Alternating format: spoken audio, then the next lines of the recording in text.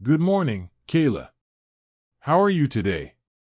Judge Robert Hastings asked warmly as Kayla Desano stood at the defendant's podium. At just 25 years old, Kayla carried herself with quiet strength, though her weary eyes revealed her struggles.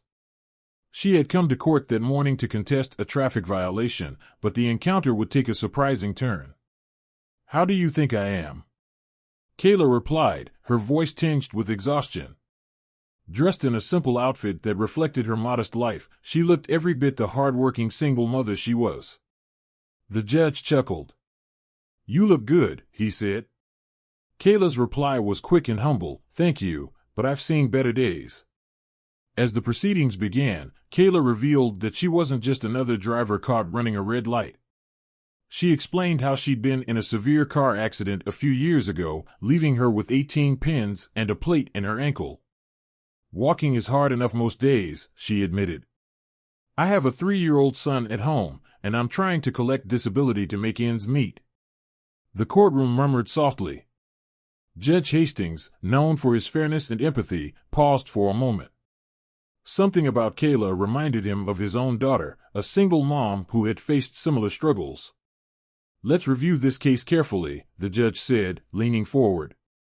"There's always more to a story than meets the eye." As Judge Hastings reviewed the case file, Kayla mentioned a detail that shifted the tone of the room. "Your Honor, I believe you might know my father, Louis Mancini."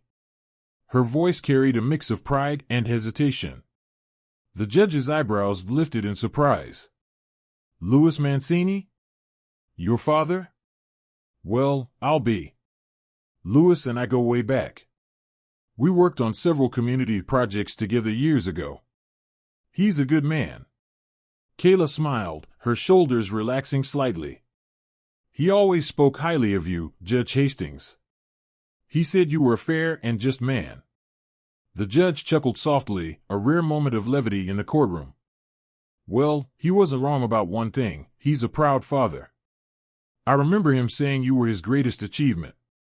Kayla's eyes shimmered with unshed tears. "He's been my rock through everything," she admitted, her voice cracking slightly. The connection was palpable, and it humanized the proceedings. Judge Hastings set the file aside momentarily. "Miss Desano, your father's reputation speaks volumes, but this case is about you. Let's delve into these circumstances." The courtroom quieted as the judge leaned forward, giving Kayla his full attention. For the first time that morning, she felt truly seen.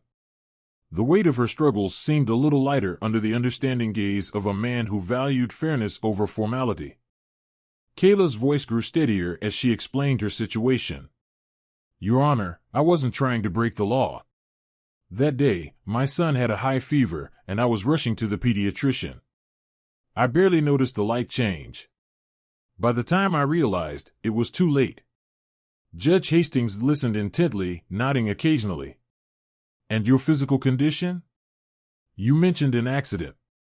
Kayla nodded. "It was 3 years ago. A drunk driver hit me head-on. I've had multiple surgeries, and walking is still painful. That's why I have a handicap placard. It's not just for convenience, it's a necessity." Her words resonated with the courtroom audience, many of whom whispered sympathetically. Kayla's honesty and vulnerability painted a clear picture of her challenges. She wasn't looking for pity, just understanding. "Miss Desano, you have no prior offenses," the judge noted, scanning her record. "That speaks to your character." "Thank you, Your Honor," Kayla replied. "I'm doing my best to raise my son right and teach him to respect the law, even when life feels unfair." Judge Hastings leaned back, considering her words. "The law exists to maintain order, but it's also meant to serve justice," he said thoughtfully. "Let's find a fair resolution here."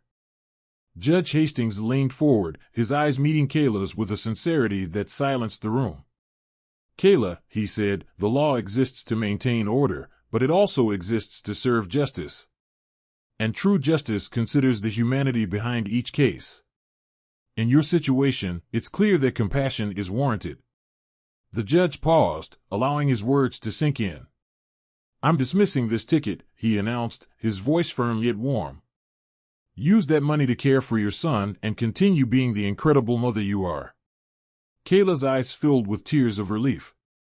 She placed a hand over her heart as she whispered, "Thank you, Your Honor. This means more to me than I can express." Judge Hastings offered a kind smile. "Your father once told me that understanding someone's story is the key to being a fair judge. Today, you've reminded me just how right he was. Stay strong, Kayla, and pass this kindness forward when you can." As Kayla exited the courtroom, a lightness returned to her step. The weight of her struggles felt a little less heavy, and for the first time in months, she glimpsed a brighter future. Judge Hastings watched her leave, a renewed sense of purpose settling over him. The courtroom buzzed with quiet approval as the audience absorbed the powerful moment. Justice, after all, wasn't just about enforcing laws, it was about giving people the chance to rise above their circumstances.